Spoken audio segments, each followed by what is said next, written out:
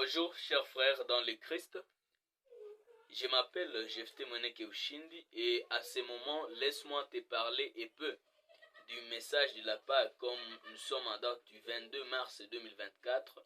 J'aimerais lasser juste un petit mot sur ce message parce qu'en parlant de la Pâque comme souvenir de la mort et de la résurrection de Jésus-Christ, le concerné de cette histoire, c'est Jésus-Christ lui-même. Et quand nous parlons de Jésus-Christ, c'est la manifestation de l'amour de Dieu qui s'est fait homme et donné sa vie pour le monde pécheresse.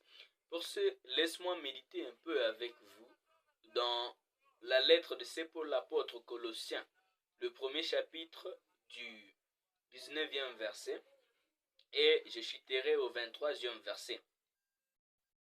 Ce texte nous stipule ce qui suit. En effet, Dieu a voulu que toute sa plénitude habite en lui. Il a voulu par Christ tout réconcilier avec lui-même, aussi bien ce qui est sur la terre que ce qui est dans le ciel, en faisant la paix à travers lui par son sang versé sur la croix. Et vous qui étiez autrefois étrangers et ennemis de Dieu, par vos pensées et par vos œuvres mauvaises, il vous a maintenant réconciliés par la mort de son Fils dans son corps de chair, pour vous faire paraître devant lui saint, sans défaut et sans reproche. Mais il faut que vous restiez fondés et inébranlables de la foi, sans vous détourner de l'espérance de l'évangile que vous avez reçu, qui a été proclamé à toute créature sous le ciel et dont moi, Paul, je suis devenu le serviteur.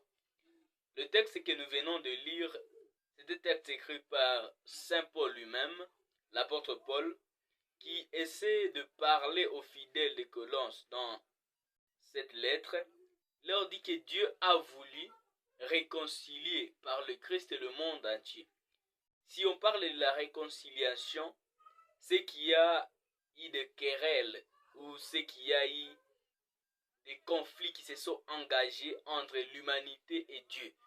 Et nous voyons déjà les débuts de cela avec Adam, qui donne au monde la condamnation parce qu'en lui, tout le monde hérite d'une condamnation éternelle parce qu'il hérite le péché qu'Adam a commis et pour ce, l'homme mérite cette condamnation. Mais Dieu dans son plan, il a voulu réconcilier avec lui à travers le sacrifice du Christ le monde entier avec lui. C'est ainsi que dans ces versets on parle de Dieu qu'il a voulu réconcilier toute sa plénitude avec lui. Quand on parle de toute sa plénitude, on parle en fait de l'humanité. Parce que c'est l'humanité ou bien c'est l'homme qui a été créé à l'image de Dieu. Et comme l'homme a été créé à l'image de Dieu, alors Dieu a voulu réconcilier cet homme avec lui. Parce que l'homme ne pouvait pas se réconcilier avec Dieu. L'homme ne le pouvait pas. Alors, au verset 21, il dit, vous qui étiez autrefois étrangers, vous étiez étrangers, vous étiez des ennemis de Dieu, par vos pensées, par vos actes mauvaises, et par votre nature même, comme il est dit dans Romains 3, 23. Parce que tous sont péchés, par leur nature même, ils sont ennemis de Dieu. Mais Dieu les a réconciliés avec lui-même. Parce que c'est Dieu lui-même qui a donné sa vie, qui s'est sacrifié pour le monde. Parce que le monde ne pouvait pas se sacrifier pour Dieu.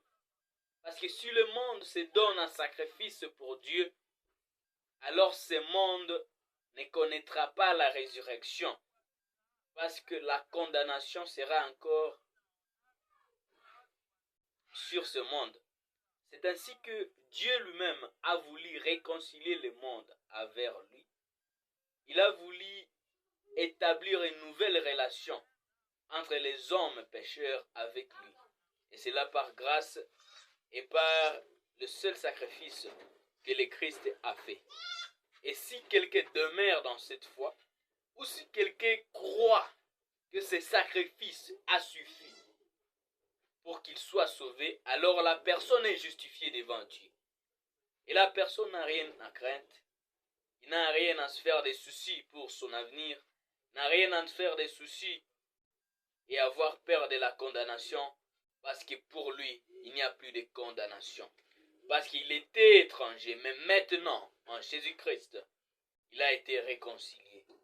Merci de m'avoir suivi. Et abonnez-vous massivement sur cette chaîne.